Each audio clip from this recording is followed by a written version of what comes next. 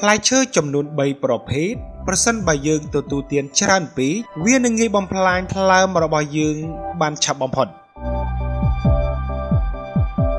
លោកអ្នកប្រហែលជាបានដឹងហើយថាផ្លែឈើវាគឺជាពពុះអាហារដែលមានជីវជាតិក៏ប៉ុន្តែមិនមែនពពុះផ្លែឈើទាំងអស់សុទ្ធសឹងតែអាចជំនួយដល់សុខភាពថ្លើមរបស់យើងបានទាំងអស់នោះឡើយ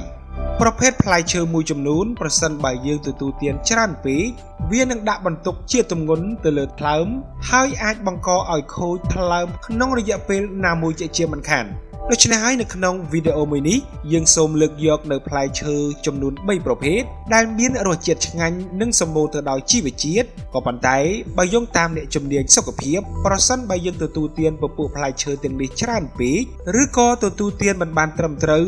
វានឹងជះឥទ្ធិពលអាក្រក់បំផុតដល់សុខភាពថ្លើមរបស់យើងទី1ផ្លែទុរេនត្រូវបានគេស្គាល់ថាជាស្ដេចនៃផ្លែឈើនេះក៏ដោយសារតែរសជាតិឆ្ងាញ់របស់វានិងថាមពលដ៏សម្បូរបែបនៃផ្លែទុរេនក៏ប៉ុន្តែបើទោះបីជាយ៉ាងណាក៏ដោយផ្លែឈើនេះមានជាតិស្ករនិងខ្លាញ់ខ្ពស់ណាស់ជាពិសេសគឺពពុះ fructose ដែលថ្លើមរបស់យើងត្រូវធ្វើការយ៉ាងលំបាកក្នុងការរំលាយពពុះផ្លែឈើទាំងនេះដូច្នេះហើយប្រសិនបើយើងទទួលទានផ្លែទុរេនច្រើនពេកនោះជាតិស្ករក្នុងឈាមរបស់យើងនឹងមានការលើសនិងត្រូវបានបំផ្លែងទៅជាខ្លាញ់ដែលបង្កើនហានិភ័យខ្ពស់នៃជំងឺខ្លាញ់រោមថ្លើមជាដើមជាពិសេសអ្នកដែលមានមុខងារថ្លើមចុះខ្សោយឬជំងឺថ្លើមដែលទទួលទានទុរេនជាប្រចាំ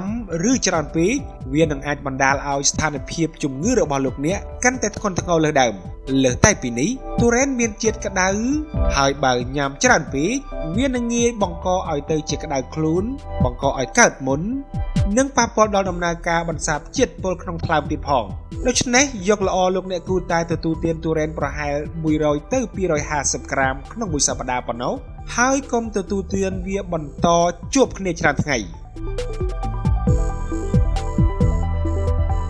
ទី2ផ្លែបឺវាគឺជាផ្លែឈើដែលសម្បូរទៅដោយជាតិខ្លាញ់ដែលផ្ដល់សុខភាពល្អដល់បេះដូងក៏ប៉ុន្តែវាមិនស័ក្តិសមនោះទេប្រសិនបើលោកអ្នកទទួលទានវាច្រើនពេក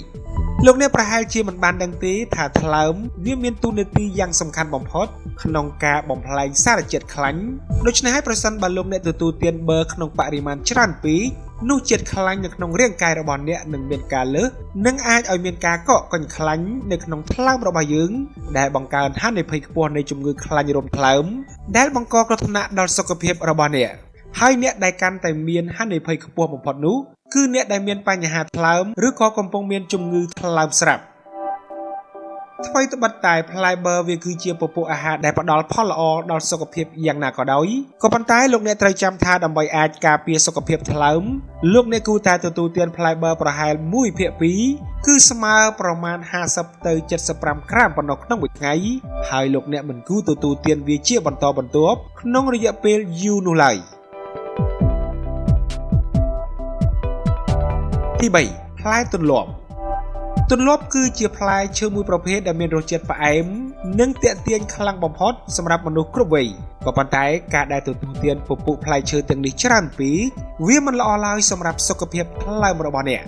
ផ្លែឈើមួយប្រភេទនេះត្រូវបានគេរកឃើញថាវាមានផ្ទុកនូវអាស៊ីតតានិកខ្ពស់ដែលនៅពេលវាប៉ះពាល់នឹងអាស៊ីតក្រពះអាចប្រមូលផ្ដុំគ្នាយ៉ាងងាយបណ្ដាលឲ្យការរំលាយអាហាររបស់យើងមានការថយចុះឬបន្ថយការស្រូបយកសារធាតុចិញ្ចឹមផ្សេងៗនិងដាក់សម្ពាធកាន់តែខ្លាំងលើថ្លើមរបស់យើង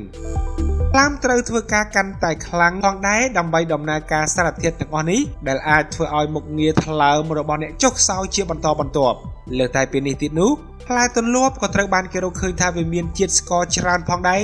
ដែលអាចដាក់បន្ទុកកាន់តែធ្ងន់លើថ្លើមរបស់អ្នកប្រសិនបើលោកអ្នកទទួលទានវាមិនត្រឹមត្រូវឬក៏ទទួលទានវាច្រើនលើសលប់ពេកលោកអ្នកគួរកត់ចំណាំថាលោកអ្នកគួរញ៉ាំ2ទៅ3ផ្លែប៉ុណ្ណោះក្នុងមួយថ្ងៃ